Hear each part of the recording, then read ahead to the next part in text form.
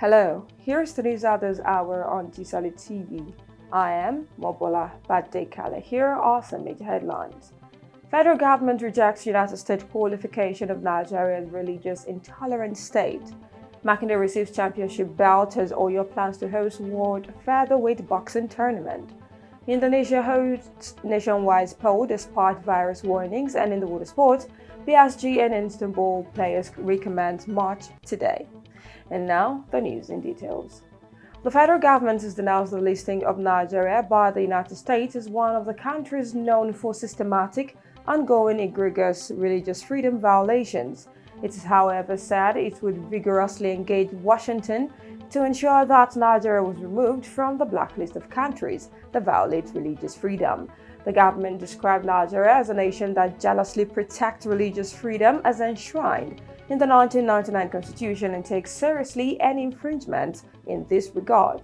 The Christian Association of Nigeria, CAN, has also reacted to the development, saying that there was religious freedom in Nigeria, as it, however, admitted that Christians, especially in the north, were being persecuted.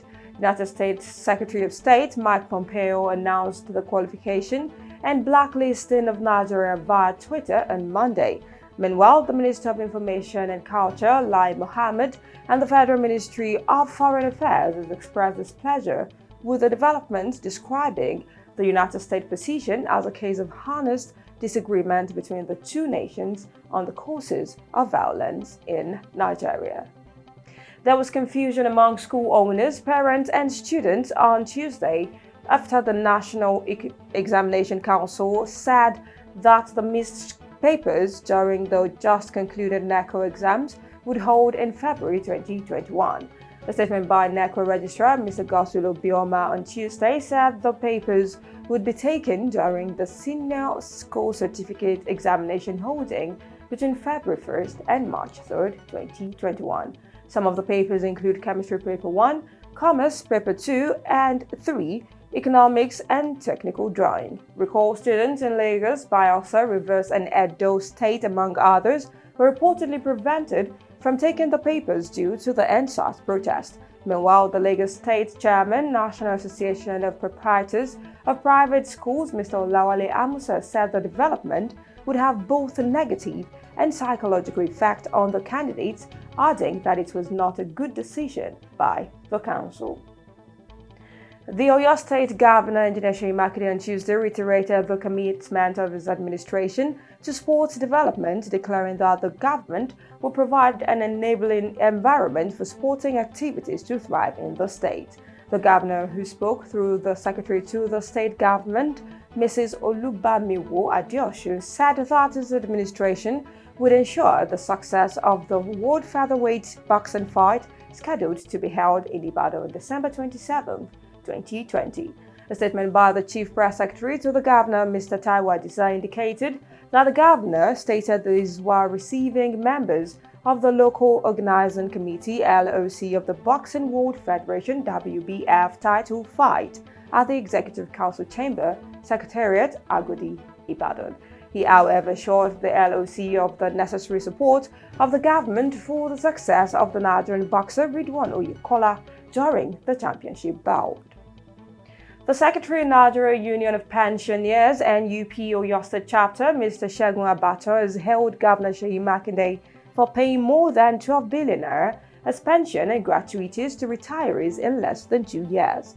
The sum was said to have been described as the highest paid so far by any administration in the state. It's said to have been benefited by pensioners of local government and retired primary school teachers, among others. Abasan said no administration since 1999 has paid as much in pension and gratuity as the Governor Seyi Makinde administration had done in the past 19 months. He spoke at the presentation of tax to about 400 retired primary school teachers of year 2012 and retired local government workers of year 2015 to the tune of 1.05 billion naira at the Secretariat, Ibadan. The news on Tstv will be right back after this.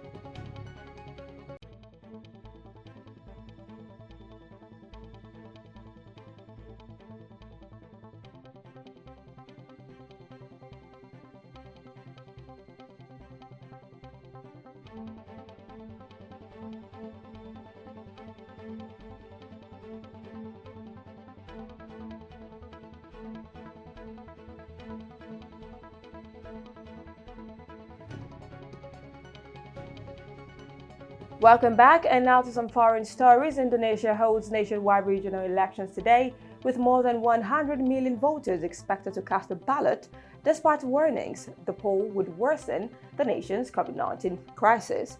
The archipelago of nearly 270 million, which is the world's third biggest democracy and fourth most populous nation, delayed the vote originally set for September as it struggled to contain soaring infection rates. While the polls were rescheduled, even as critics warned over the risk amid widespread violation of virus protocols, including mask wearing and social distancing.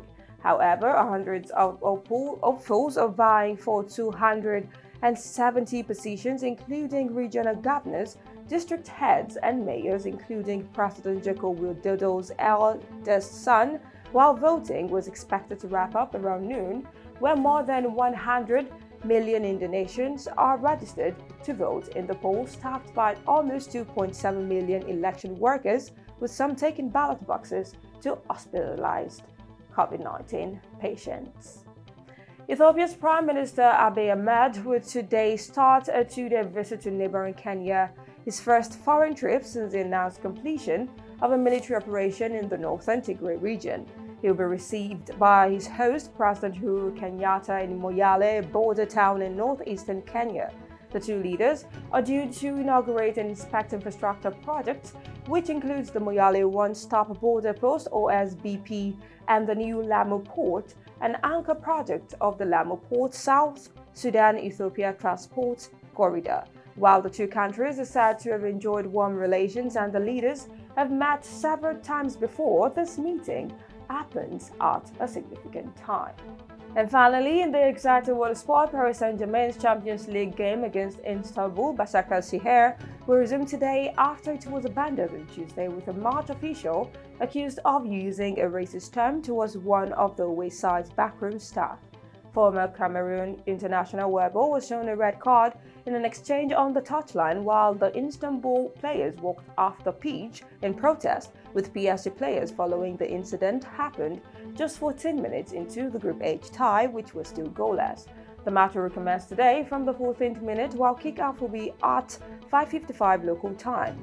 However, a new set of officials will be in charge, with Dutchman Daniel Makele appointed referee, while compatriot Mario Dix and Marcin Boniek of Poland are the assistant referees, with another Pole, Bartosz Frankowski, named fourth official.